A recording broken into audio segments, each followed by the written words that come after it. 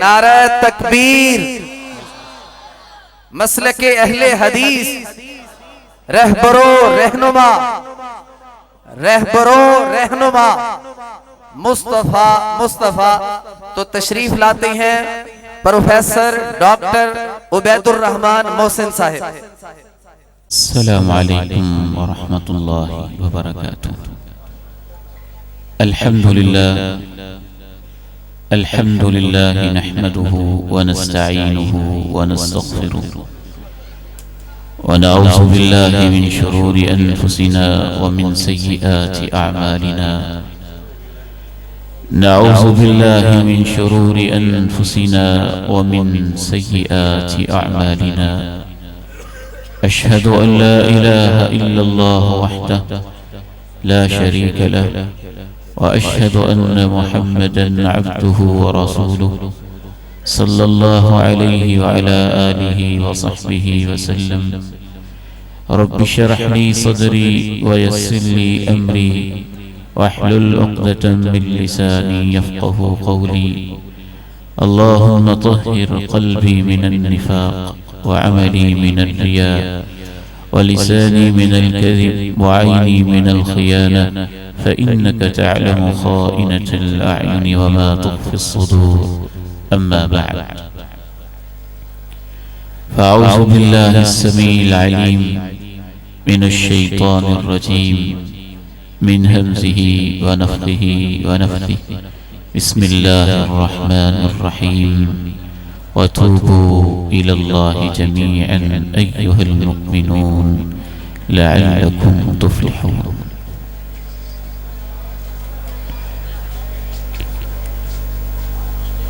انتہائی قابل قدر، قابل تکریم علماء و مشائخ، منتظمین ادارہ، بہت ہی عزت کے لائق میرے سفید ریش بزرگوں، انتہائی قابل شفقت میرے عزیزوں اور روحانی بیٹوں، آج کی اس عظیم الشان کانفرنس میں ایک بہت بڑا سلگتا ہوا مسئلہ، ہر دور کا ایشو، ہر نوجوان، ہر چھوٹے، ہر بڑے کی پرابلم، اس کے اوپر انشاءاللہ ہماری گفتگو ہوگی۔ انسان خطا کا پتلا ہے، غلطی ہو جانا کوئی بڑی بات نہیں ہے۔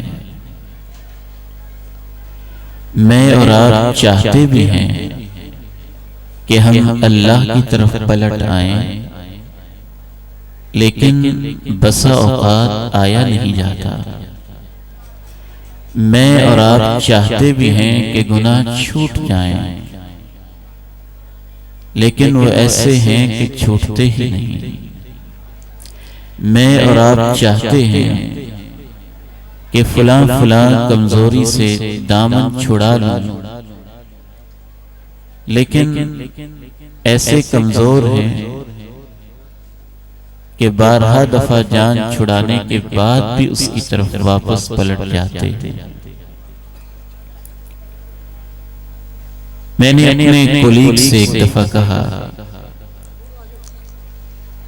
کہ اگر آپ سگریٹ چھوڑ دیں تو کیا نقصان ہو جائے گا؟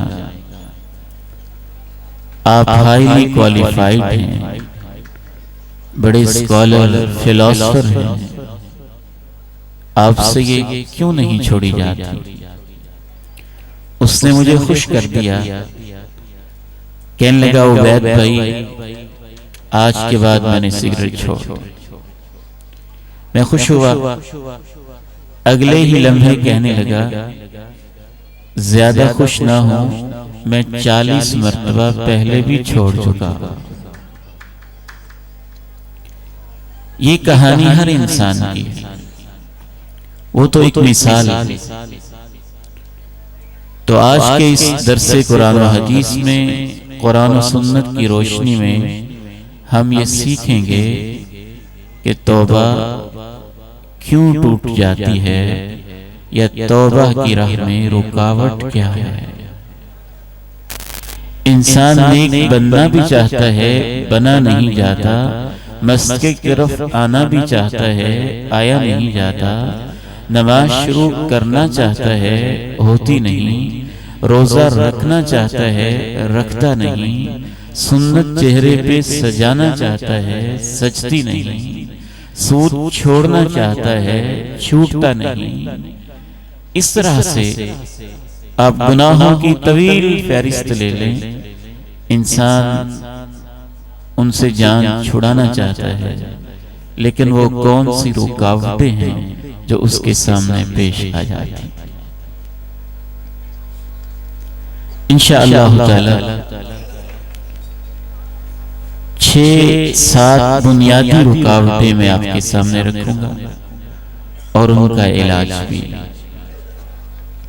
سب سے پہلی رکاوٹ اسے علماء اور ائمہ تزکیہ کی اصطلاح میں تسویف کہتے ہیں۔ تسویف کا معنی ہوتا ہے میں کر لوں گا۔ انسان کہتا ہے آج آخری دن ہے، میں کل چھوڑ دوں گا۔ کل آتا ہے تو کہتا ہے پرسوں چھوڑ دوں گا۔ پرسوں آتا ہے تو کہتا ہے ہفتے بعد چھوڑ دوں گا۔ ہفتہ گزرتا ہے تو اگلے ماہ چھوڑ دوں گا۔ اگلا ماہ گزرتا ہے 3 ماہ بعد چھوڑ دوں گا۔ 3 ماہ گزرتے ہیں، آئندہ سال چھوڑ دوں گا۔ آئندہ سال آتا ہے، کہتا ہے ابھی تو میں جوان ہوں، جب بال سفید ہونا شروع ہوں گے تو تب میں اس گناہ سے توبہ کر جاؤں گا۔ جب بال سفید ہونا شروع ہوتے ہیں تو کہتے ہیں ابھی تو بڑی زندگی پڑی ہے، جب بوڑھا ہو جاؤں گا تو میں پھر چھوڑ دوں گا۔ سب سے پہلی رکاوٹ یہ ہوتی ہے، اس کو تسویف کہتے ہیں، سوف افعل، کر لوں گا۔ گھنٹے دنوں میں، دن ہفتوں میں، ہفتے مہینوں میں، مہینے سالوں میں بیتتے اور ڈھلتے چلے جاتے ہیں اور انسان وہیں کا وہیں کھڑا رہ جاتا ہے۔ اس کا علاج کیا ہے اور اس کا حل کیا ہے؟ اس حوالے سے قرآن و حدیث نے ایسی خوبصورت باتیں بتائی ہیں اور ائمہ اسلاف نے ایسے موتی بکھیرے ہیں کہ انسان پڑھ کر حیران و ششدر رہ جاتا ہے۔ سب سے پہلی بات یہ سمجھ لیجئے، جب بھی آپ گناہ کے ارادے کو مؤخر کرتے جاتے ہیں اور توبہ کے ارادے کو تعطیل کا، تاخیر کا، التوا کا شکار بناتے جاتے ہیں تو اس کا یقینی نتیجہ یہ ہوتا ہے گناہ مضبوط ہوتا جاتا ہے اور توبہ کا ارادہ کمزور ہوتا جاتا ہے۔ یہ فطری نتیجہ ہوتا ہے گناہ کا۔ بلکہ بعض دفعہ تو وہ سٹیج بھی آتا ہے کہ ہم نے ایک دفعہ کیا تھا تو دل پہ ایک داغ لگا تھا، ہم نے کہا ابھی توبہ نہیں کریں گے، داغ اور لگتا ہے، پھر داغ اور لگتا ہے، پھر دھبے اور لگتے ہیں، حتیٰ کہ دل سیاہ تاریک ہو جاتا ہے، پھر داغ اور لگتے ہیں، حتیٰ کہ دل میں اندھیرے چھا جاتے ہیں، پھر داغ اور لگتے ہیں، حتیٰ کہ دل کے اندر سے نیکی اور برائی کی پہچان اور اس کا احساس بھی ختم ہو جاتا ہے، پھر داغ اور لگتے ہیں، حتیٰ کہ دل مردہ اور پتھر ہو جاتا ہے، پھر داغ اور لگتے ہیں، حتیٰ کہ دل پہ مہر لگ جاتی ہے اور انسان کے لیے توبہ کا دروازہ بند ہو جاتا ہے۔ کَلَّا بَلْ رَانَ عَلَى قُلُوبِهِمْ مَا كَانُوا يَكْسِبُونَ كَلَّا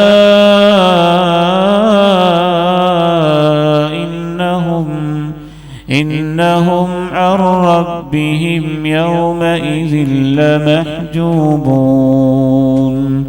ثم إنهم لصالو الجحيم اندھیرے چھاتے او كظلمات في بحر اللج يغشاه موج من فوقه موج من فوقه سحاب ظلمات بعضها فوق بعض إذا أخرج يده لم يكد يراها ومن لم يجعل الله له نورا فما له من نور.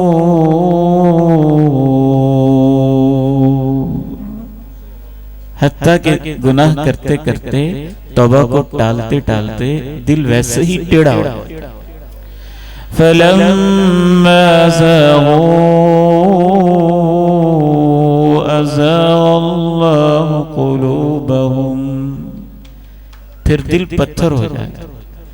ثُمَّ قَسَتْ قُلُوبُكُمْ مِنْ بَعْدِ ذَلِكَ فَهِيَ كَالْحِجَارَةِ أَوْ أَشَدُّ قَسْوَةً پھر مہر لگ جائے. ختم اللہ علی قلوبہم وعلی سمعہم وعلی ابصارہم غشاوہ ولہم عذاب عظیم. ایک مثال دے کے میں بات کو آگے بڑھاتا ہوں. چور جب پہلے دن چوری کے لیے نکلا تھا تو اس کا دل دھک دھک کرتا تھا, اس کے قدم اس کو پیچھے کھینچتے تھے, اس کے دل کی دھڑکنیں تیز ہو گئی تھیں, اس کی سوچوں میں زلزلہ برپا ہو گیا تھا. ایک قدم اٹھاتا تھا, ایک قدم پیچھے ہٹتا تھا, ایک لمحے سوچتا تھا چوری کر لوں, اگلے لمحے سوچتا تھا نہ کروں. ڈاکہ جب پہلے دن ڈاکہ مارنے کے لیے ایک ڈاکو نکلا تھا تو اس کا بھی یہی حال تھا. شرابی نے جب پہلے دن شراب پی تھی تو اس کی بھی یہی کیفیت تھی. زانی جب پہلے دن زنا کے لیے گھر سے نکلا تھا تو اس کے دل کی دھڑکنیں بھی بڑی تیز تھیں. اس نے کہا نہیں, ابھی توبہ نہیں کروں گا. 1 سال گزرا, 2 سال گزرے, 4 سال گزرے, 5 سال گزرے. جب 10 سال گزرے تو اس کا دل سخت ہو گیا. جب 20 سال گزرے تو اس کا دل پتھر ہو گیا. جب 25 سال گزر گئے تو اس کے دل پہ مہریں لگ گئیں اور ایسے اندھیرے چھا گئے. وہی شخص جو پہلے دن چوری کرتے ہوئے خوف محسوس کرتا تھا, ڈاکہ ڈالتے ہوئے ڈر اس کے اندر پایا جاتا تھا, زنا کرتے ہوئے اس کے ضمیر میں ہلچل مچی ہوئی تھی, 20 سال کے بعد اب وہ بچوں کے باپ کو قتل کر کے اور اس کی لاش کو تڑپا کے ڈرتا نہیں, فخر سے کہتا ہے میں نے بڑے قتل کیے ہوئے ہیں. تو یہ بات ذہن میں رکھیے, تصویف کا یہ نتیجہ ہوتا ہے. اس کا علاج کیا ہے, اس کا حل کیا ہے؟ امام ابن قیم الجوزیہ رحمہ اللہ تعالی رحمتاً واسعہ وہ اس کی بہت خوبصورت مثال دیتے ہیں. کہتے ہیں کہ آپ کے گھر کے اندر ایک کیکر کا, زہریلی چیز کا, ہنزل کا, تمے کا یا کانٹے دار کسی پودے اور درخت کا ایک بیج اگا, زمین کے سینے سے پھوٹا. جب وہ پھوٹا چھوٹی سے کونپل نکلی. آپ نے ارادہ کیا کہ میں اس کو اکھاڑ دیتا ہوں, لیکن پھر آپ نے سوچا کل اکھاڑ دوں گا. جب کل آیا آپ نے کہا اگلے مہینے اکھاڑ لوں گا. اگلا مہینہ آیا تو ننھا سا پودا بن گیا. آپ نے کہا اگلے سال اکھاڑ لوں گا. جب اگلا سال آیا وہ ایک چھوٹا سا درخت بن گیا. آپ نے کہا میں اگلے سال اس کو اکھاڑ پھینکوں گا. جب 2 سال گزر گئے وہ آپ کے قد سے اونچا ہو گیا. آپ نے کہا میں اگلے سال اس کو جڑوں سے اکھاڑ پھینکوں گا. جب 5-6 سال گزر گئے وہ آپ کے گھر کی چھتوں سے اور دیواروں سے بھی اونچا ایک تن آور درخت ہو گیا. اس نے برگو بار نکالے, اس نے اپنے پھل دیے, اس نے اپنی جڑیں زمین کے اندر مضبوط کر لیں. جب وہ ننھا سا بیج تھا تو آپ کے لیے چھوٹی انگلی کے ساتھ بھی اس کو نکالنا آسان تھا. جب وہ ایک ننھا پودا بنا تو آپ کو ہاتھوں کا زور چاہیے تھا. جب وہ ایک تناور درخت بن گیا تو آپ کو دوستوں کا تعاون اور اس کے لیے کلہاڑیاں اور آریاں نہ جانے کون کون سے اوزار چاہیے تھے. امام ابن قیم فرماتے ہیں دن گزرتے گئے, سال بیتتے گئے, وہ درخت طاقتور ہوتا گیا, آپ کمزور ہوتے گئے, حتیٰ کہ 15-20 سال کے بعد وہ تن آور شجر سایہ دار برگو بار والا کانٹوں والا درخت بن گیا. آپ بڑھاپے میں پہنچ گئے. اب آپ اس کو اکھاڑنا بھی چاہیں تو آپ کے اندر اکھاڑنے کی طاقت ہی نہیں ہے. امام فرماتے ہیں کہ گناہوں کے بیج بھی دل کی دنیا میں ایسے ہی اگتے ہیں. گناہ ایک خیال سے شروع ہوتا ہے, اسے چھوڑ دیا جائے تو جان چھوٹ جاتی ہے, نہ چھوڑا جائے وہ خیال ارادہ بنتا ہے, توبہ کر لی جائے تو وہیں پہ نیکی بن جاتی ہے, نہ چھوڑا جائے تو وہ ارادہ عزم بن جاتا ہے, اس سے توبہ کر لی جائے تو جان چھوٹ جاتی ہے, توبہ نہ کی جائے تو وہ عزم عمل میں ڈھل جاتا ہے. اگر جان چھڑا لی جائے تو اب بھی راستے کھلے ہوتے ہیں, اگر اس سے لیٹ کر لیا جائے تو وہ عمل تمہاری عادت بن جاتا ہے, اب بھی اس سے جان چھڑا لی جائے تو آسان ہوتا ہے, اگر اب بھی جان نہ چھڑائی جائے تو وہ عادت انسان کی فطرت بن جاتی ہے. جب وہ انسان کی فطرت بن جاتی ہے اس کے رگو ریشے میں ذرے ذرے میں پاؤں کے تلووں سے سر کے بالوں تک وہ اتنا پختہ ہو جاتا ہے کہ اب وہ جان چھڑانا بھی چاہے تو اس سے جان نہیں چھوٹتی ہے. بلکہ ائمہ تزکیہ لکھتے ہیں شیطان کے پاس یہ ایسا اوزار ہوتا ہے کہ جو شخص اپنی جوانی میں لڑکپن میں گناہوں سے توبہ نہیں کرتا, جب وہ بوڑھا ہو جاتا ہے, اب اس کی عمر 60 سال ہے, اب اس کی عمر 70 سال ہے, اس سے زنا ہوتا نہیں, لیکن شیطان نے زنا کی عادت اتنی پختہ کر دی ہے کہ وہ زنا کی یادوں کو یاد کر کے ہی اس سے لذت محسوس کرتا رہتا ہے. ارادے خیالات لا کر اور اس کی سابقہ زندگی کی فلمیں اپنے دماغوں میں چلا کر اپنے دماغ کو گندے خیالات سے بھرتا رہتا ہے. یہ وہ آخری سٹیج ہوتی ہے جس پہ شیطان انسان کو لے جاتا ہے. اس کا علاج کیا ہے؟ اس کا علاج ایک ہی ہے اور وہ اللہ تعالیٰ نے قرآن مجید میں بیان کیا. یا ایھا الذین آمنوا لا تلہکم اموالکم ولا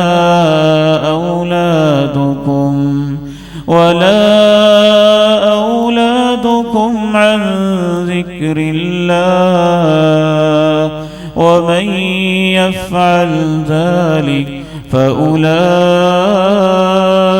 هم الخاسرون وأنفقوا مما رزقناكم من قبل أن يأتي أحدكم الموت فيقول رب لولا أخرتني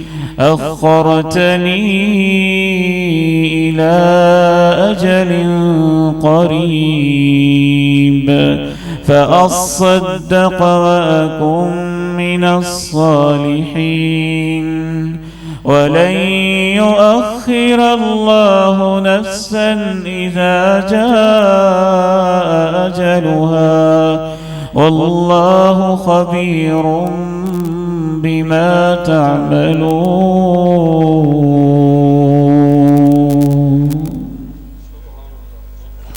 انسان بچھڑے ہوئوں کو یاد کیا کرے،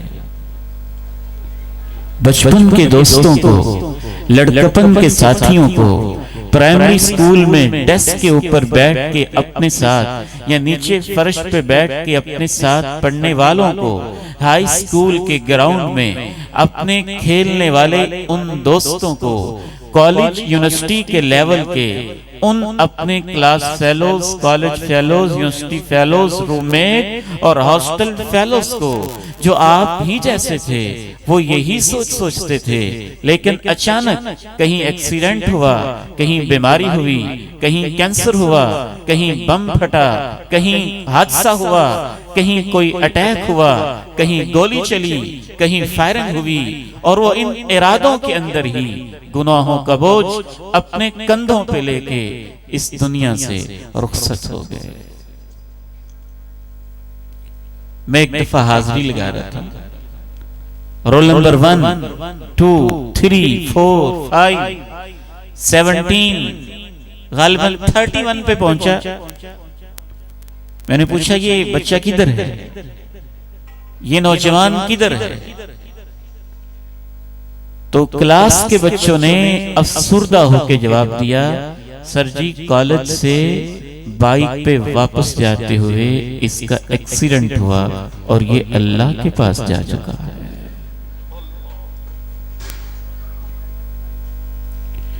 یا ایھا الناس ان وعد اللہ حق فلا تغرنكم الحياة الدنيا ولا يغرنكم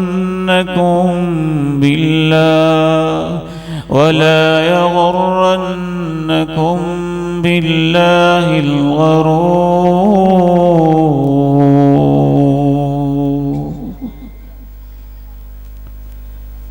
میرے بڑے بھائی جان مولانا عبداللہ سلیم رحمہ اللہ 93 میں میرے ساتھ بیٹھ کے ناشتہ کیا، تقریباً 8 ساڑھے 8 کا وقت ہے، غسل کیا، نہائے ہیں، کپڑے چینج کیے ہیں، حدیث کا سبق پڑھایا ہے، جاب پہ جانے کی تیاری میں ہے، کنگھا کیا ہے، تیل لگایا ہے، اور جو ایک فارمل ڈریس ہوتا ہے آفس کے لیے وہ پہن لیا ہے، گھر کے دروازے کے اندر موجود ہیں اور اپنے بیڈ روم کے دروازے میں ایک قدم باہر ہے، ایک اندر ہے، نیچے گرتے ہیں۔ میں بھاگا ابھی ناشتے سے فارغ نہیں ہوا تھا، جاری تھا میرا کھانا، انہوں نے جلدی سے فارغ ہو گئے، ڈاکٹر کے پاس گیا، واپس آتا ہے، وہ سجدے میں ننگی زمین پہ گر کے کہتا ہے کہ عبداللہ سلیم تو اللہ کے پاس چلا گیا۔ بچے روتے ہیں، بلبلاتے ہیں، اور ابا جی 70 سال کے لگ بھگ عمر میں آپریشن ہوا بیڈ پہ لیٹے ہیں، کہتے ہیں عبداللہ سلیم بچوں کو نہ مارو، کوئی بات نہیں، سکول جانے کا ٹائم ہے، لیٹ ہو جاتے ہیں، بچے ہیں، غلطیاں ہو جاتی ہیں، ان کو نہ مارو۔ بوڑھا باپ یہ نہیں جانتا ہے کہ عبداللہ سلیم نہیں مار رہا، موت نے بچوں کا باپ ان سے چھین لیا۔ جہاں بیٹھے ہیں ہمارے پیارے بھائی، اللہ ان کو جنت میں اعلیٰ مقام عطا فرمائے۔ اس ادارے کی خاطر سعودی عرب کی گلیوں، چوکوں، چراہوں میں سحری کے اوقات میں گاڑیاں بھگاتے ہوئے کیا انہوں نے کبھی سوچا ہوگا کہ آج میری زندگی کی آخری ڈرائیونگ ہے؟ دوسری وجہ توبہ کی راہ میں جو رکاوٹ بننے والی دوسری وجہ ہے، وہ بنیادی ترین وجہ یہ ہے کہ ہم گناہوں کو بعض دفعہ معمولی سمجھتے ہیں۔ احتقار الذنوب، ہم یہ سوچتے رہتے ہیں اگر میں نے فیس بک کے اوپر کو 5 منٹ کا گندا کلپ دیکھ لیا ہے تو اس سے کیا فرق پڑتا ہے، یوٹیوب کے چینل پہ اگر میں نے کوئی ایک ڈرامہ دیکھ لیا ہے تو اس سے کیا فرق پڑتا ہے؟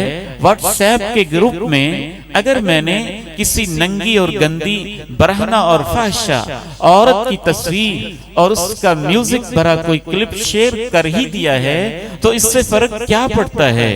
چوکوں چراہوں میں کھڑے ہو کے اگر میں نے کسی کی عزت کو گھور لیا ہے، بری نگاہوں سے تاک لیا ہے تو اس سے کیا فرق پڑتا ہے؟ اگر میں نے معمولی فلاں کام کر لیا ہے تو اس سے کیا فرق پڑتا ہے؟ آئیے دلوں کے ماہر اللہ کے پیغمبر نبی آخر الزمان دونوں جہانوں کے سردار فداہ ابی و امی، ان پہ میرے ماں باپ قربان ہو جائیں، ان سے پوچھتے ہیں کیا فرق پڑتا ہے؟ فرمایا إياكم ومحقرات الذنوب فإنهن يجتمعن على الرجل حتى يهلكن ثم ضرب لهن مثلا كمثل قوم نزلوا بأرض فلا فجاء هذا بعود وهذا بعود وهذا بعود حتى أججوا نارا. اللہ کے پیارے نبی نے فرمایا خبردار میری امت، اپنے آپ کو بچانا، اپنے آپ کو بچانا، بچ جانا، بچ جانا گناہوں کو حقیر سمجھنے، چھوٹے چھوٹے گناہوں سے، معمولی معمولی کوتاہیوں سے یہ انسان کے لیے جمع ہوتے رہتے ہیں حتیٰ کہ اس کو ہلاکت کی وادی میں دھکیل دیتے ہیں. پھر آپ نے مثال بیان کی، فرمایا ان کی مثال ایسے ہی ہے جیسے کچھ لوگوں نے صحرا میں پڑاؤ کیا، وہاں ان کے پاس آگ جلانے کا کوئی انتظام نہیں تھا. ایک شخص اٹھا ایک تنکا لے آیا، دوسرا اٹھا ایک ٹہنی لے آیا، تیسرا اٹھا ایک پتا لے آیا، چوتھا اٹھا ایک شاخ لے آیا، پانچواں اٹھا ایک اور کوئی برانچ، ایک اور کوئی معمولی ٹہنی یا ایک چھوٹی سی لکڑی لے آیا. یہ تنکے، یہ ٹہنیاں، یہ شاخیں، یہ پتے، یہ برانچز جمع ہوتے ہوتے ایک چھوٹا سا ڈھیر لگ گیا. وہ جن کے پاس آگ کا معمولی انتظام نہیں تھا، چھوٹی چھوٹی لکڑیاں، چھوٹے چھوٹے تنکے، چھوٹے چھوٹے پتے جب جمع ہو گئے، انہوں نے جمع ہو کر آگ کا الاؤ بھڑکا دیا. کیا پیاری باتیں اللہ کے پیارے نبی کی. فرمایا بس گناہ یوں ہی جمع ہوتے ہیں. مطلب کیا ہوا؟ ایک جمع ہوا، پھر دوسرا ہوا، پھر تیسرا ہوا، پھر چوتھا ہوا، جمع ہوتے ہوتے جمع ہو کر وہ جہنم کی آگ کا الاؤ انسان کے اوپر بھڑکا دیتے ہیں. اور یہ بھی یاد رکھیے گا، نیکی میں بھی کش سے سکل ہوتی ہے، گناہ کے اندر بھی کش سے سکل ہوتی ہے. نیکی کی بھی فیملیز ہوتی ہیں، گناہوں کی بھی فیملیز ہوتی ہیں. نیکی کے بھی دوسری نیکیوں کے ساتھ رشتے ہوتے ہیں، گناہوں کے بھی کچھ گناہوں کے ساتھ رشتے ہوتے ہیں. آپ میں سے کوئی کسی عالم کو سننے آیا، کوئی کسی عالم کو سننے آیا، کوئی ہمارے پیارے بھتیجے اور عزیز سلمان کی دعوت پہ آیا، کوئی کسی عالم کو دیکھنے آیا، کوئی کسی سے ملنے آیا. یہ سب نیکی کے ارادے تھے، لیکن اس ایک عالم کو سننے کی وجہ سے اس نے قرآن کی تلاوت بھی سنی، اس نے پیغمبر کی نعت بھی سنی، اس نے نماز عشاء بھی پڑھی، اس نے عشاء کی سنتیں بھی پڑھی، اس نے وضو بھی کیا، وضو کے قطروں سے اس کے گناہ صاف بھی ہوئے، کیونکہ اس نیکی کی فیملی ہی ایسی تھی کہ وہ اکیلی کھڑی نہیں ہوتی تھی. اس نیکی کے ساتھ ان ساری نیکیوں کا رشتہ جڑا ہوا تھا. گناہوں کے رشتے بھی ایسے ہی آپس میں جڑے ہوتے ہیں اور وہ انٹر لنک ہوتے ہیں، ان کا آپس میں گہرا تعلق ہوتا ہے. جب انسان گناہ کو مؤخر کرتا ہے، وہ گناہ اور گناہوں کو جمع کرتے ہیں، نیکیاں اور نیکیوں کو جمع کرتی ہیں. اللہ کے پیارے نبی علیہ السلام پر قربان جائیے، حدیث میں بھی اس کی مثالیں ملتی ہیں، لیکن اس کی سب سے خوبصورت دلیل قرآن مجید کی وہ سورہ ہے جو نماز عشاء میں نے تلاوت کی تھی. وَاللَّيْلِ إِذَا يَغْشَى وَالنَّهَارِ إِذَا تَجَلَّى وما خلق الذكر والأنثى إن سعيكم لشتى فأما من أعطى واتقى وصدق بالحسنى فسنيسره لليسرى وأما من بخل واستغنى وكذب بالحسنى فسنيسره للعسرى وما يغني عنه ماله إذا تردى إن علينا للهدى وإن لنا للآخرة والأولى.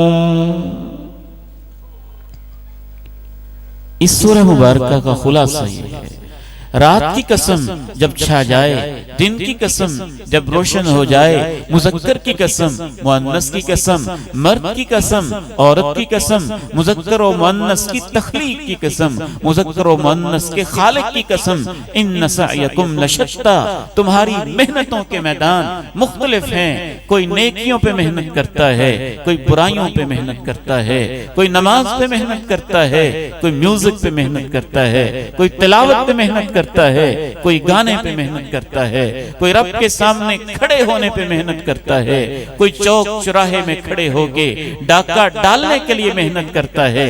یاد رکھو انسانوں، جو محنت کر کر کے اپنے اندر 3 عادتیں پیدا کر لے، اللہ کی راہ میں دینا شروع کر دے، اپنے دل میں تقوی پیدا کر لے اور سچی باتوں کو ماننا شروع کر دے، ہم اس کے لیے ساری نیکیاں آسان کر دیتے ہیں.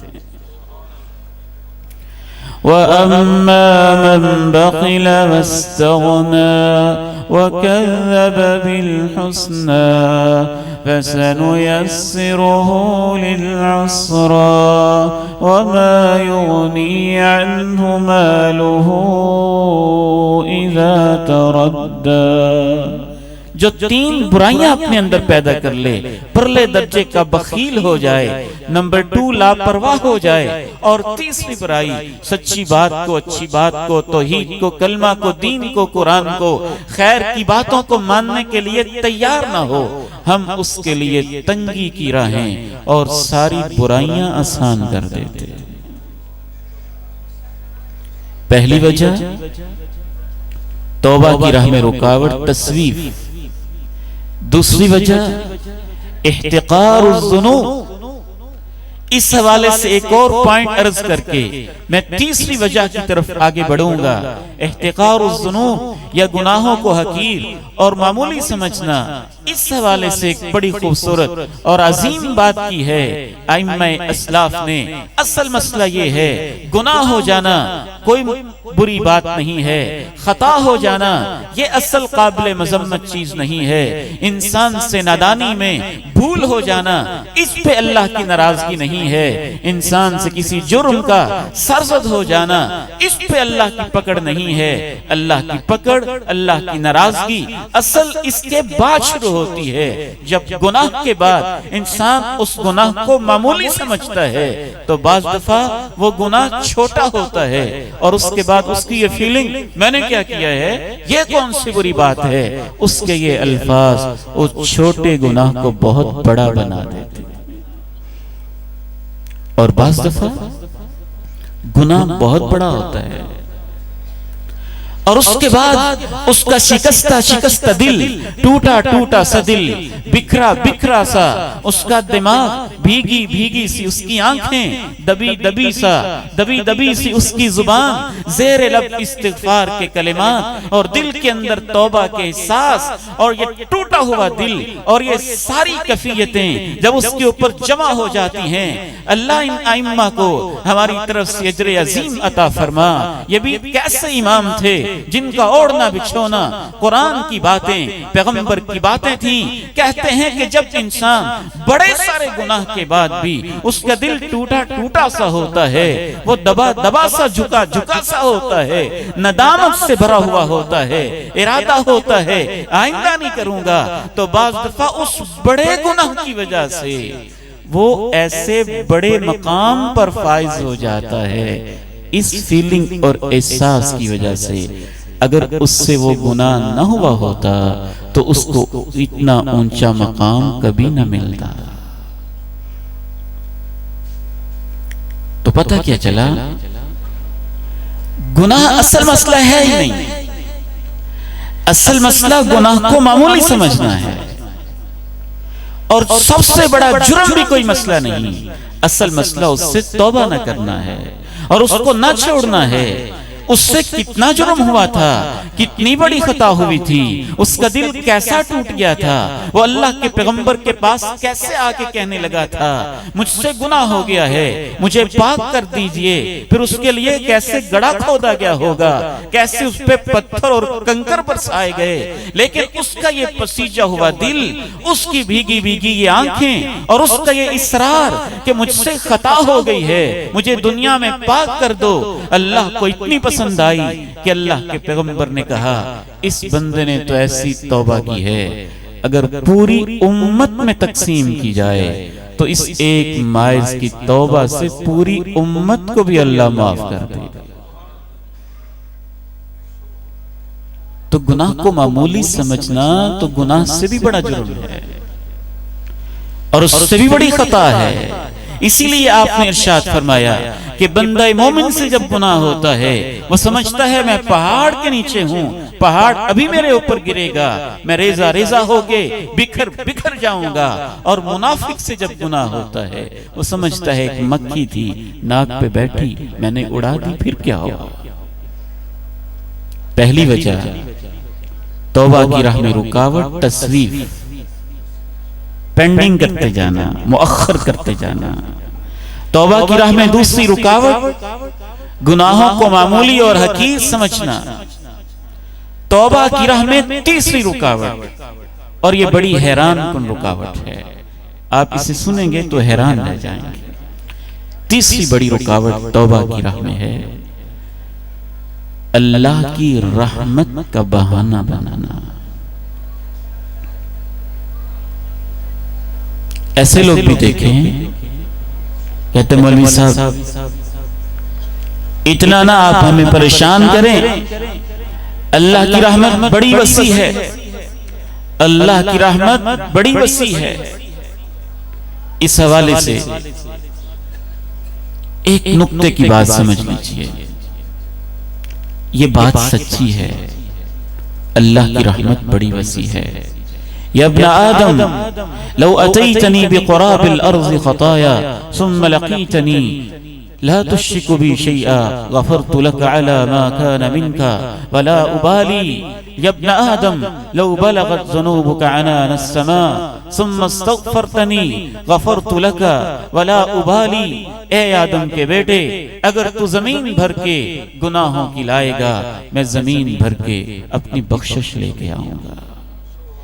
اے آدم کے بیٹے, اگر تو اتنے گناہ کرے گا کہ زمین سے لے کے آسمان تک اور آسمان کے بادلوں تک تیرے گناہوں کے ڈھیر لگ جائیں گے, میں زمین سے لے کے آسمان کے بادلوں تک اپنی بخشش اور مغفرت کے ڈھیر لگا دوں گا. اللہ کی رحمت بڑی وسیع ہے, اس میں شک کی بات ہی کوئی نہیں ہے. لیکن اگر آپ اس نقطے کو آج سمجھ جائیں تو آپ کو پتہ چل جائے گا اللہ کی رحمت کس کے لیے وسیع ہے اور کس کے لیے وسیع نہیں ہے. بعض دفعہ یہ جملہ شیطان کی طرف سے دل میں آتا ہے. اگر گناہ کرنے سے پہلے آپ کے دل میں خیال آئے اللہ کی رحمت بڑی وسیع ہے, چوریاں کر لو, اللہ کی رحمت بڑی وسیع ہے, ڈکیتیاں ڈال لو, اللہ کی رحمت بڑی وسیع ہے, جی بھر کے دھوکے دے لو, اللہ کی رحمت بڑی وسیع ہے, مال ہڑپ کر جاؤ, اللہ کی رحمت بڑی وسیع ہے, دوسروں کی زمینوں پہ ناجائز قبضے کرتے رہو, اللہ کی رحمت بڑی وسیع ہے, کرپشن کے ریکارڈ توڑتے رہو, اللہ کی رحمت بڑی دو چار اور قتل کر لو، اللہ کی رحمت بڑی وسیع ہے، دو چار اور لوگوں کی آنکھوں میں دھول جھونک دو اور ان کو اپنے فراڈ کا شکار بنا لو۔ اگر اللہ کی رحمت کی وسعت کا یہ مطلب آپ کے ذہن میں ہو گناہ کرنے سے پہلے، تو سمجھ لیں کلمہ سچا ہے، مقصد باطل ہے اور شیطان یہ سبق بڑھا رہا ہے۔ کلمۃ حق ارید بها الباطل۔ اگر کوئی بڑا مالدار انسان آپ سے کہے یار میرا دل بڑا نرم ہے اور میں نے الہ آباد کے اندر ایک سوسائٹی بنائی ہے، وہاں میں 10 مرلے کے پلاٹ دینا چاہتا ہوں، آپ نے صرف اس کے لیے اپلائی کرنا ہے، آپ نے صرف اس کے لیے اپلائی کرنا ہے۔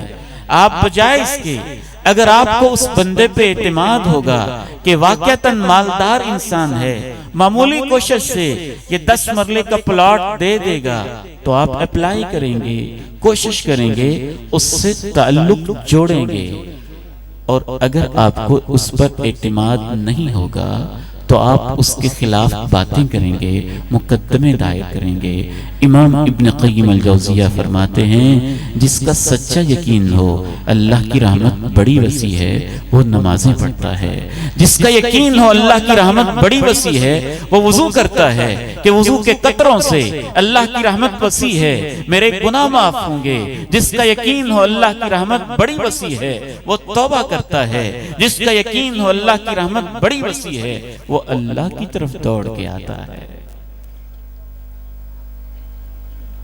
اس لیے اگر خطا ہو جانے کے بعد یہ خیال آئے کہ کوئی بات نہیں، 20 سال میں ظلم کرتا رہا، اللہ کی رحمت بڑی وسیع ہے، اب بھی اس کی طرف جاؤں گا تو میرا استقبال کرے گا، میں نے 20 سال نمازیں چھوڑی، اگر آج اس بڑھاپے کے اندر بھی میں سجدے کروں گا مجھے ویلکم کرے گا، جنت میں میری میزبانی کے انتظام کرے گا، تو یہ سمجھ لیجئے فرشتے نے خیال ڈالا ہے اس معنی میں اللہ کی رحمت بڑی وسیع ہے۔ قل يا عبادي الذين أسرفوا على أنفسهم لا تقنطوا من رحمة الله إن الله يغفر الذنوب جميعا إنه هو الغفور الرحيم وأنيبوا إلى ربكم وأسلموا له من قبل أن يأتيكم العذاب ثم لا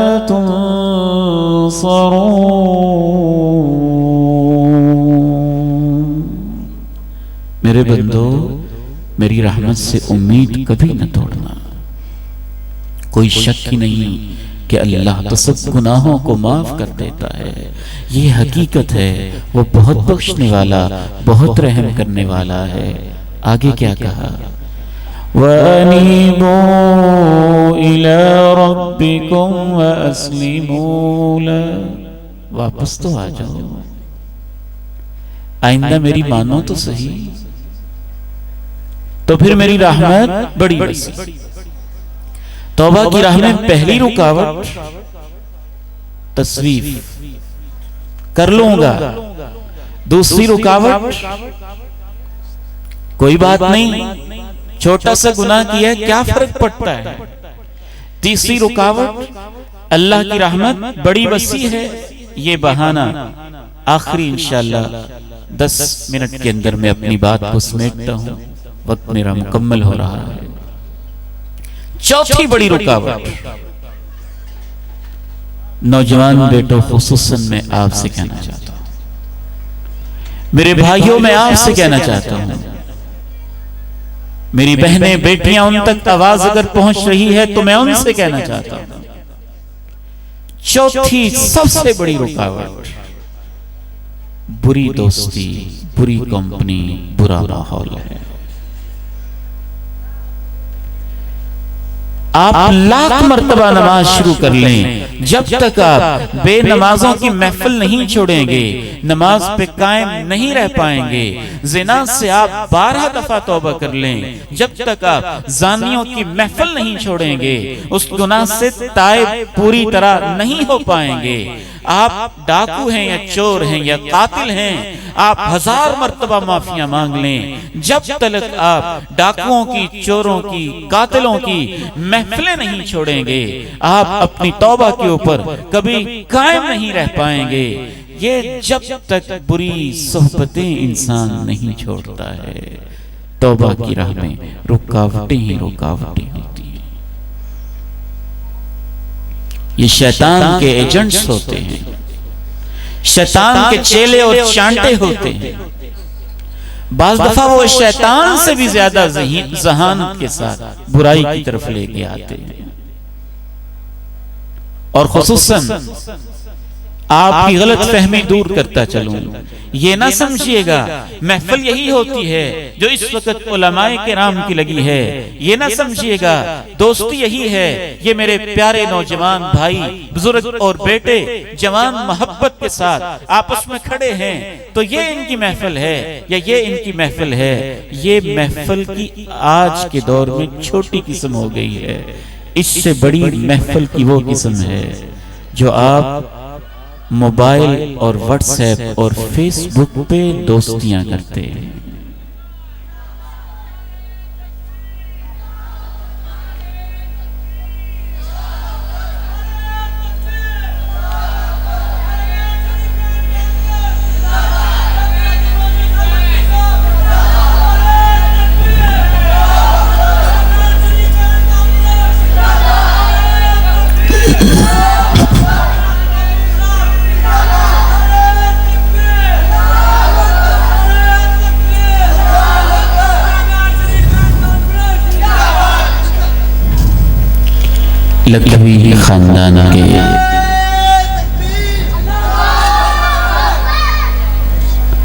لکھوی خاندان کے عظیم سپوت اور چشم چراغ جناب ڈاکٹر عظیم الدین لکھوی حفظہ اللہ تشریف لائے ہیں۔ ہم ان کو اہلاً و سہلاً و مرحبا کہتے ہیں، اپنی گفتگو کو جاری رکھتے ہیں۔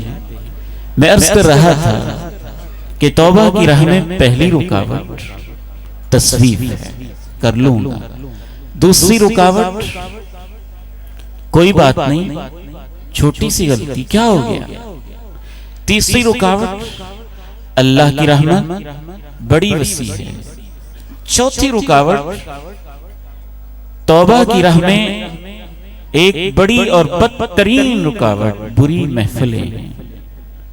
اور میں نے یہ بات بھی آپ کے سامنے واضح کی کہ آج کے دور میں گلی محلے کی بری محفلیں اپنی جگہ پہ نقصان دہ ہیں، سکول کالج کی بری دوستیاں اپنی جگہ پہ نقصان دہ ہیں، چوک چراہے کی بری فرینڈشپ اپنی جگہ پہ نقصان دہ ہے، لیکن اس سے کہیں زیادہ آج کے اس دور کے اندر وہ دوستیاں زہر ہیں میرے عزیزوں، زہر ہیں میرے بیٹوں، زہر ہیں میرے بھائیوں، جو آپ موبائل پہ دوستیاں کر رہے ہیں۔ اننون لوگ جن کو آپ جانتے پہچانتے نہیں، کبھی کوئی کیا بھیج رہا ہے، کبھی کوئی کیا بھیج رہا ہے، کبھی کوئی کیا بھیج رہا ہے۔ باقاعدہ امریکہ اور یورپ کے، مغربی دنیا کے ایسے تھنک ٹینکس موجود ہیں جنہوں نے سوشل میڈیا کے اوپر پیڈ لوگ بٹھائے ہوئے ہیں، تنخواہیں باہر سے آتی ہیں ہمارے نوجوانوں کے ذہنوں میں شکوک و شبہات پیدا کرنے کے لیے وہ بڑی محنت کر رہے ہیں۔ ایک بیٹی میرے پاس آئی، اس نے میٹرک میں ٹاپ کیا تھا، اس کی والدہ پریشان تھی، نماز نہیں پڑھتی۔ میں نے کہا بیٹی کیا وجہ ہے؟ اس نے جو جواب دیا میرے رونگٹے کھڑے ہو گئے۔ کہنے لگی انکل جی مجھے تو شک ہے کہ اللہ ہے بھی کہ نہیں، میں نماز کیسے پڑھوں؟ میں بڑا حیران ہوا، ہمارے علاقے کی ایک بچی ہے اور اس کی ایسی سوچ آخر کہاں سے ہے؟ میں نے اس سے پوچھا بیٹی آپ فیس بک یوز کرتی ہیں؟ آپ کا اکاؤنٹ موجود ہے؟ وہاں پہ چیٹنگ، ڈسکشنز، کمنٹس اور یہ ساری چیزیں چل رہی ہیں؟ کہتی ہاں، مجھے سمجھ میں آ گئی کہ یہ سارے مسائل اس کے ذہن میں کس شخص نے، کہاں سے، کس انداز سے، کس تھنک ٹینک نے، کس ذریعے سے پیدا کیے ہیں۔ آج کے اس دور کے اندر یہ والا ماحول جو موبائل کا ہے، واٹس ایپ کا ہے، فیس بک کا ہے، یہ والی دوستیاں انسان کے لیے زہر جیسا مقام، زہر جیسی حیثیت رکھتی ہیں۔ ماحول تو ایسی چیز ہے کہ پتھر کے اوپر بھی آپ مسلسل پانی ڈالتے رہیں تو اس میں بھی سوراخ ہو جاتا ہے، وہ بھی پگھلنا شروع ہو جاتا ہے۔ لکڑی کو آپ پانی لگاتے رہیں، وہ بھی ٹکڑے ٹکڑے ہو کے بکھر جاتی ہے۔ لوہے کو آپ برا ماحول دے دیں تو زنگ آلود ہو جاتا ہے۔ اگر آپ اسی ایک کوئلے کو اچھا ماحول دے دیں تو وہ ہیرا تراش تراش کے خوبصورت ہیرا، خوبصورت ڈائمنڈ بن کے باہر نکلتا ہے۔ اگر آپ توبہ کی طرف آنا چاہتے ہیں تو آپ کو اپنی دوستیاں بدلنا ہوگی۔ وہ جو 99 انسانوں کا قاتل تھا، اس کا کیا مسئلہ تھا؟ اللہ کے پیارے نبی علیہ السلام نے اس عالم کے فتویٰ کو باقاعدہ رپورٹ کیا۔ اتنا اچھا اس عالم نے، اس دور کے عالم ربانی نے فتویٰ دیا۔ اس سے کہا بے شک تو 100 انسانوں کا قاتل ہے، تیرے درمیان اللہ کے درمیان کوئی رکاوٹ نہیں ہے، بس ایک کام تجھے کرنا ہوگا، وہ جو گینگ ہیں قتل والی اور تیرے دوست ہیں قتل والے، وہ گلیاں، وہ چوک، وہ چوراہے، وہ محلے ہی چھوڑ دو اور نیک لوگوں کی بستی میں چلے جاؤ۔ وہ تو ابھی پہنچا بھی نہیں تھا۔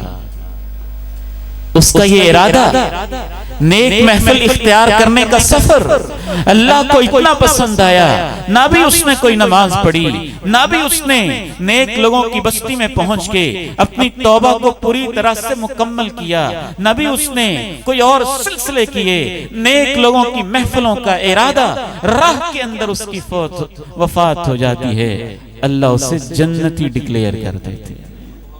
آخری بات عرض کر کے میں اجازت چاہوں گا، سب سے آخری اہم ترین رکاوٹ، 5ویں رکاوٹ، ہم توبہ کا مطلب نہیں سمجھتے۔ توبہ کا تصور ہی غلط ہے۔ ہم سمجھتے ہیں توبہ گناہوں سے، صرف گناہوں سے ہوتی ہے۔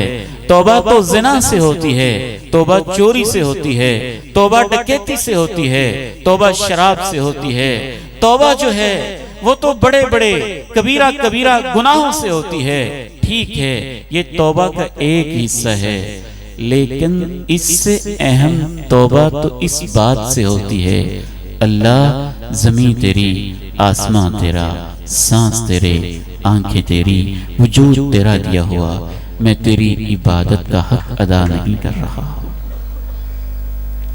نبیوں کی یہی تو توبہ ہوتی تھی۔ اللہ کے پیارے نبی فرماتے ہیں میں ایک ایک دن میں 70 مرتبہ استغفار بھی کرتا ہوں، توبہ بھی کرتا ہوں۔ اگر آپ اپنے باپ کی باپ نہیں مان رہے ہیں، باپ کی خدمت نہیں کر رہے ہیں تو بدترین گناہ ہے یہ۔ اگر آپ نماز نہیں پڑھ رہے، بدترین ظلم ہے یہ۔ اگر آپ توحید کو نہیں اپنا رہے، بدترین گناہ ہے یہ۔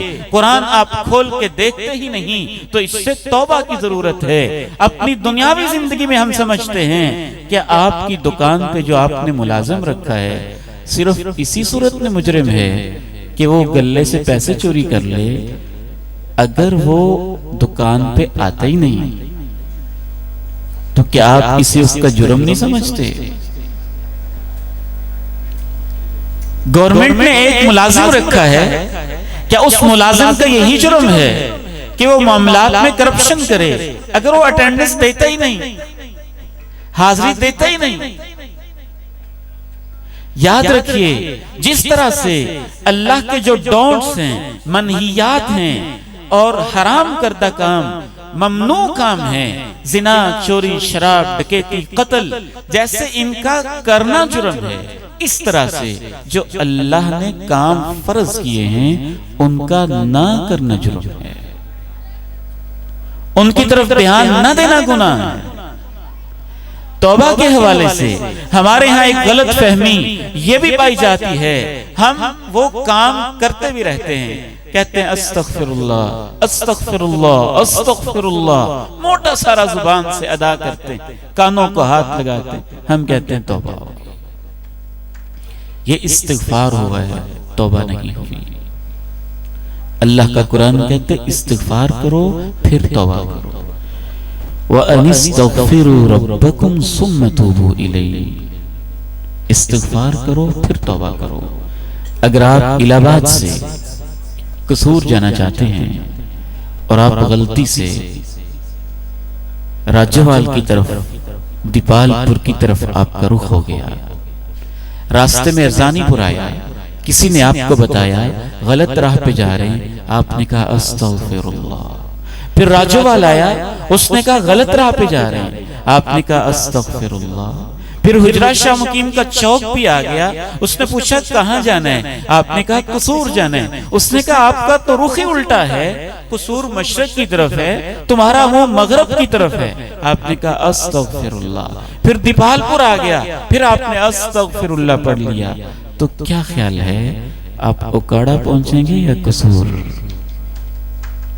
استغفر اللہ کہنے سے آپ کی منزل تو بدلی ہی نہیں۔ اگر آپ واقعتاً قصور پہنچنا چاہتے ہیں تو استغفر اللہ بھی کہہ لیں، آئی ایم سوری بھی کہہ لیں، مجھ سے غلطی ہو گئی یہ بھی کہہ لیں، لیکن اپنی بس بھی تو بدلیں، ڈائریکشن بھی تو بدلیں، سمت بھی تو بدلیں، رخ بھی تو بدلیں، اور وہاں سے اتر کے دوسری بس کے اوپر یا اپنی ڈائریکشن بدل کے قصور کی طرف منہ کریں۔ اگر آپ قصور کی طرف منہ کریں گے تو پھر ہی آپ وہاں پہنچیں گے۔ اسے ہی توبہ کہتے ہیں۔ راستے میں زنا آیا، بندے نے بتایا یہ غلط راہ ہے، جہنم کی طرف جاتی ہے، آپ نے کہا استغفر اللہ۔ چوری آئی، آپ کو بتایا یہ جہنم کی راہ ہے، آپ نے کہا استغفر اللہ۔ ڈکیتی آئی، آپ کو بتایا جہنم کی راہ ہے، آپ نے کہا استغفر اللہ۔ آپ نے راستہ تو بدلا ہی نہیں ہے، تو اللہ معاف فرمائے جائیں گے کہاں؟ تو توبہ کے تصور میں غلطی پائی جاتی ہے۔ سب سے آخری بات، بعض لوگ یہ کہتے ہیں، میں نے اپنے کانوں سے سنا، سمجھائیں، کہتے ہیں اس سال تو میں حج کر کے آیا ہوں تو سارے معاف ہو گئے نا، اب میں عمرہ کروں گا تو پھر سارے معاف ہو جائیں گے، صبح کی نماز پڑھی ہے تو زور کی پڑھیں گے تو سارے معاف ہو جائیں گے۔ اس کو کہتے ہیں نیکیاں کر کے دھوکہ کھانا۔ آپ کو کس نے گارنٹی دی ہے کہ آپ کی نماز قبول بھی ہے کہ نہیں؟ آپ کو کس نے گارنٹی دی ہے کہ آپ کی نماز وہ والی ہے جو منہ پہ ماری جاتی ہے، یا وہ والی ہے جو آسمانوں تک جاتی ہے؟ آپ کو کس نے گارنٹی دی ہے آپ کی حج وہ والی ہے جو قبول ہوتی ہے، یا وہ والی ہے جس کو یہ جواب ملتا ہے تیرا حج کیسے قبول کر لوں، دعائیں کیسے قبول کر لوں، تیرا کھانا پینا سب حرام کا ہے؟ آپ کو کس نے گارنٹی دی ہے؟ اگر وہ قبول ہو بھی گئی ہے تو لازمی طور پر کیا اس سے آپ کے سارے گناہ معاف ہو گئے؟